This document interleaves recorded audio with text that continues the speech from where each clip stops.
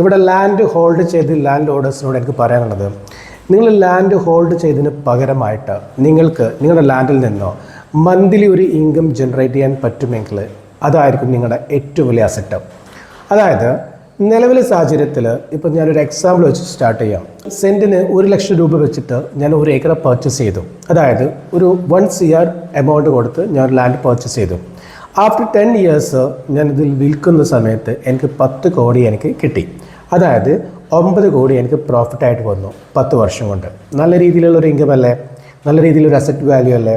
എന്നാൽ ആ സമയത്ത് ഞാൻ വീണ്ടും ഒരു ലാൻഡ് പർച്ചേസ് ചെയ്യാൻ നോക്കുന്ന സമയത്ത് എനിക്ക് തൊട്ടടുത്ത ലാൻഡിന് സെയിം റേറ്റാണ് പറയുന്നത്, അതായത് 10 കോടി ഒരു ഏക്കർക്ക്. അപ്പോൾ നമുക്ക് ആ ഒരു മൂല്യം നമുക്ക് അവിടെ എത്രത്തോളം ഉണ്ട്, എത്രത്തോളം നമുക്ക് അസറ്റ് ഉണ്ട്. 1 കോടി രൂപ കൊടുത്ത് നമ്മൾ 10 കോടിക്ക് വിറ്റ പ്രോപ്പർട്ടി നമ്മൾ വീണ്ടും വേറൊരു പ്രോപ്പർട്ടി തൊട്ടടുത്ത് വാങ്ങാൻ നിൽക്കുന്ന സമയത്ത് 10 കോടി നമ്മൾ കൊടുക്കേണ്ടതായിട്ട് വരുന്നുണ്ട്. അതായത് അവിടെ ഒരു അസറ്റ് വാല്യൂ ക്രിയേറ്റ് ആവുന്നില്ല. ഇവിടെ പല രീതിയിൽ നമുക്ക് ഇത് വർത്ത് ആവാറുണ്ട്. എങ്ങനെ? ഇപ്പോൾ നമ്മൾ ലാൻഡ് പർച്ചേസ് ചെയ്തു, അവിടെ ഒരു ടൗൺഷിപ്പ് വരാൻ പോകുന്നുണ്ട്, അല്ലെങ്കിൽ അവിടെ ഒരു ഡെവലപ്മെൻറ്റ് വരാൻ പോകുന്നുണ്ടെങ്കിൽ തീർച്ചയായിട്ടും അതിന് വളരെ പെട്ടെന്ന് അതിനൊരു ഹൈക്ക് കയറും. അതൊരു ആക്സിഡൻറ്റിൽ സംഭവിക്കുന്നതാണ്. നേരെ മറിച്ച് നമുക്ക് എപ്പോഴും അത്തരം ലാൻഡ് വാല്യൂ കൂടുക എന്ന് പറയുന്നത് പോസിബിൾ അല്ല. നിലവിലെ സാഹചര്യത്തിൽ ഒത്തിരി ആളുകളുടെ കയ്യിൽ പ്രോപ്പർട്ടി ഉണ്ട്, പക്ഷേ അതിൽ നിന്ന് ഒരു മാസ വരുമാനമോ അല്ലെങ്കിൽ ഒരു നിശ്ചിത എമൗണ്ട് അതിൽ നിന്ന് കിട്ടുന്ന ഒരു സാഹചര്യം നിലവിലില്ല. ഈ രീതിയിൽ നമ്മളെ ഇൻവെസ്റ്റ്മെൻറ്റ് ചെയ്തുകൊണ്ട് എന്താണ് ബെനിഫിറ്റ്, എന്താണ് അസറ്റ് വാല്യൂ എന്ന് പറയുന്നത്? തീർച്ചയായിട്ടും ഇത് എപ്പോഴാണിത് അസറ്റ് വാല്യൂ ആയി മാറുന്നത്? നമുക്ക് അതിൽ നിന്ന് മാസം തോറും ഒരു വരുമാനം സൃഷ്ടിക്കുന്ന സമയത്ത്. ഫോർ എക്സാമ്പിൾ, നിങ്ങൾ ഒരു ഏക്കർ ലാൻഡ് നിങ്ങൾ പർച്ചേസ് ചെയ്തു. അതിന് പകരം നിങ്ങളൊരു 50 സെൻറ്റ് പർച്ചേസ് ചെയ്തിട്ട് ബാക്കി 50 സെൻറ്റ് പർച്ചേസ് ചെയ്യാനുള്ള എമൗണ്ട് അവിടെ ബിൽഡിങ്ങോ അതല്ലെങ്കിൽ ഒരു അപ്പാർട്ട്മെൻറ്റ്, ഫ്ലാറ്റ്, വില്ല, ഏത് രീതിയിലുള്ള പ്രൊജക്റ്റ് ആവട്ടെ നിങ്ങൾ പണിയുന്ന സമയത്ത് നിങ്ങൾക്ക് മന്ത്ലി ഒരു ഇൻകം ജനറേറ്റ് ചെയ്തുകൊണ്ടിരിക്കുകയാണെന്നുണ്ടെങ്കിൽ തീർച്ചയായിട്ടും അതിൻ്റെ ഒരു വർത്ത് നിങ്ങളൊന്ന് ചിന്തിച്ചു. ഇവിടെ നമ്മൾ 10 വർഷത്തെ ഒരു കണക്ക് നേരത്തെ പറഞ്ഞല്ലോ, അതുപോലെ 10 വർഷം നിങ്ങൾക്ക് കണ്ടിന്യൂസ് ആയിട്ട് മന്ത്ലി ഒരു 2 ലേക്ക് നിങ്ങൾക്ക് കിട്ടിക്കൊണ്ടിരിക്കുന്നുണ്ടെങ്കിൽ നിങ്ങൾക്ക് ആ എമൗണ്ട് വെച്ചിട്ട് നിങ്ങൾക്ക് മൾട്ടിപ്ലൈ ചെയ്യാൻ കഴിയും. ഒന്നാമത്തെ ഓപ്ഷൻ. രണ്ടാമത്തെ, നിങ്ങൾക്ക് വേണമെങ്കിൽ വേറൊരു പ്രോപ്പർട്ടി നിങ്ങൾക്ക് ബൈ ചെയ്യാൻ കഴിയും. മൂന്നാമതായിട്ട്, നിങ്ങൾക്ക് എവറി മന്ത് നിങ്ങൾക്ക് ഒരു എമൗണ്ട് കിട്ടുന്നുണ്ടെങ്കിൽ തീർച്ചയായിട്ടും നിങ്ങൾക്ക് ഫിസിക്കലി ഫിനാൻഷ്യലി ഒരു ഫ്രീഡം നിങ്ങൾക്ക് ഫേസ് ചെയ്യാൻ പറ്റും. ഇവിടെ ഒരു എക്സാമ്പിൾ പറയുകയാണെന്നുണ്ടെങ്കിൽ മന്ത്ലി ഒരു 2 ലക്ഷം അല്ലെങ്കിൽ 1 ലക്ഷം രൂപ നിങ്ങൾക്ക് അതിൽ നിന്ന് ഇൻകം ജനറേറ്റ് ചെയ്യാൻ പറ്റുമെങ്കിൽ നിങ്ങളൊന്ന് ആലോചിച്ച് നോക്കൂ. ഒരു 10 വർഷം കൊണ്ട് നിങ്ങൾക്ക് 1.2 CR നിങ്ങൾക്ക് ഏൺ ചെയ്യാൻ പറ്റും. അത് വെച്ചിട്ട് നിങ്ങൾക്ക് അതിനെ മൾട്ടിപ്ലൈ ചെയ്തൂടെ? പല രീതിയിലുള്ള ഒരു ഇൻവെസ്റ്റ്മെൻറ്റ് മെത്തേഡിൽ നിങ്ങൾക്ക് പോയിക്കൂടെ? കാരണം ഇവിടെ നിങ്ങൾക്ക് മന്ത്ലി ഒരു ഇൻകം ജനറേറ്റ് ചെയ്യാൻ കഴിയുമെങ്കിൽ ആ ഒരു എമൗണ്ട് വീണ്ടും ഒരു ഇൻവെസ്റ്റ്മെൻ്റ് ആയിട്ട് നിങ്ങൾ ചെയ്യാൻ റെഡി ആണെന്നുണ്ടെങ്കിൽ അതിങ്ങനെ മൾട്ടിപ്ലൈ ചെയ്തുകൊണ്ടിരിക്കും.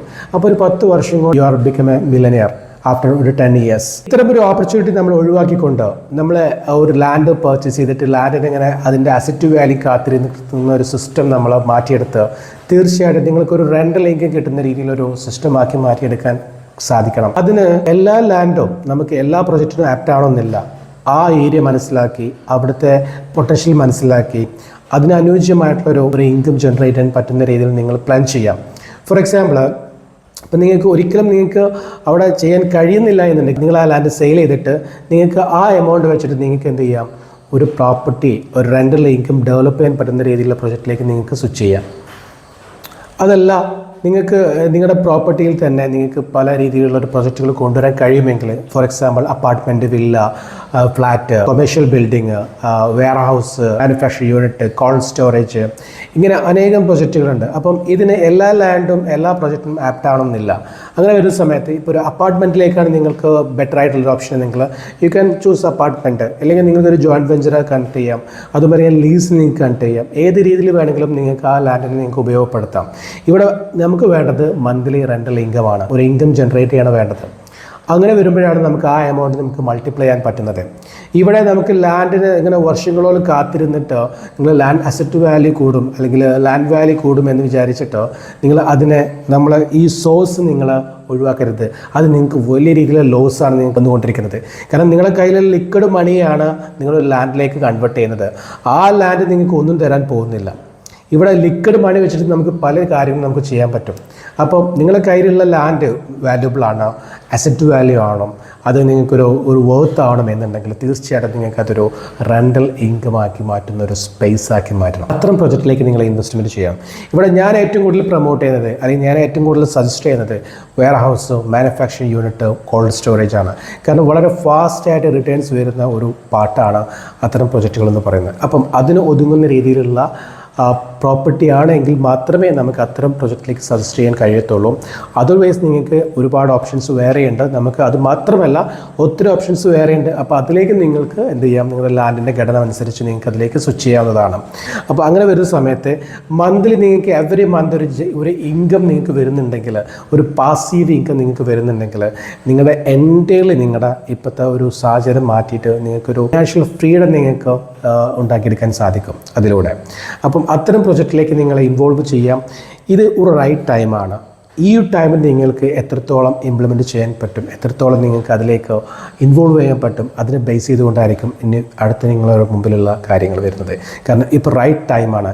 ഇനി കുറച്ച് കഴിഞ്ഞാൽ ലാൻഡിന് വലിയ രീതിയിൽ വാല്യൂ കൂടും. ആ സമയത്ത് നിങ്ങൾ ലാൻഡ് വിൽക്കുകയാണെങ്കിലും ആ വിറ്റ എമൗണ്ട് കൊണ്ട് നിങ്ങൾ പർച്ചേസ് ചെയ്യുകയാണെങ്കിലും നിങ്ങൾക്കത് സെയിം ആയിരിക്കും. അപ്പോൾ നിങ്ങൾ തിങ്ക് ചെയ്യേണ്ടത് നിങ്ങളെ റൈറ്റ് ടൈം, ഇപ്പോൾ നിങ്ങൾക്ക് റൈറ്റ് ടൈമാണ്. ഈ ടൈമിൽ നിങ്ങൾ മാക്സിമം ഇൻകം ഏൺ ചെയ്യാൻ പറ്റുന്ന രീതിയിലുള്ള പ്രൊജക്റ്റിലേക്ക് നിങ്ങൾ സ്വിച്ച് ചെയ്യുക. അത്തരം പ്രൊജക്റ്റുകൾ കെട്ടിപ്പോക്കുക. കാരണം നിങ്ങളെ ലാൻഡ് ഇരിക്കുന്ന സ്ഥലത്ത് നിങ്ങൾക്ക് ഡെവലപ്പ് ചെയ്യാൻ കഴിയില്ല എന്നുണ്ടെങ്കിൽ അത് ഡെവലപ്പ് ചെയ്യാൻ കഴിയുന്ന ആളുകൾ പുറത്തുണ്ട്, അപ്പുറത്തുണ്ട്. അപ്പോൾ അവരുടെ കയ്യിലേക്ക് കഴിമേറിയതിന് ശേഷം നിങ്ങൾക്ക് ചെയ്യാൻ പറ്റുന്ന ഏരിയയിൽ പോയിട്ട് നിങ്ങൾ ചെയ്യുക, അവർക്ക് ചെയ്യാൻ പറ്റുന്ന ഏരിയയിൽ പോയിട്ട് അവരും ചെയ്യും. തീർച്ചയായിട്ടും ഈ പേജിലൂടെ നിങ്ങൾക്ക് ഈ ഒരു ചാനലിലൂടെ ഒരുപാട് കാര്യങ്ങൾ നമ്മൾ ഇതുമായിട്ട് റിലേറ്റഡ് ആയിട്ട് സംസാരിക്കുന്നുണ്ട്. ഒത്തിരി ഇൻവെസ്റ്റ്മെൻറ്റിൻ്റെ കാര്യങ്ങൾ സംസാരിക്കുന്നുണ്ട്. അപ്പം നിങ്ങൾക്ക് ഒരു ഗുണം ചെയ്യുന്നൊരു ഒരു പേജായിട്ട് നിങ്ങൾക്ക് തോന്നിയിട്ടുണ്ടെങ്കിൽ, അല്ലെങ്കിൽ ഇത്തരം ഇൻഫോർമേറ്റീവ് നിങ്ങൾക്ക് ഉപകാരപ്പെടുന്നു തോന്നിയിട്ടുണ്ടെങ്കിൽ മറ്റുള്ള ആളുകളിലേക്കും ഷെയർ ചെയ്യാം. Thank you.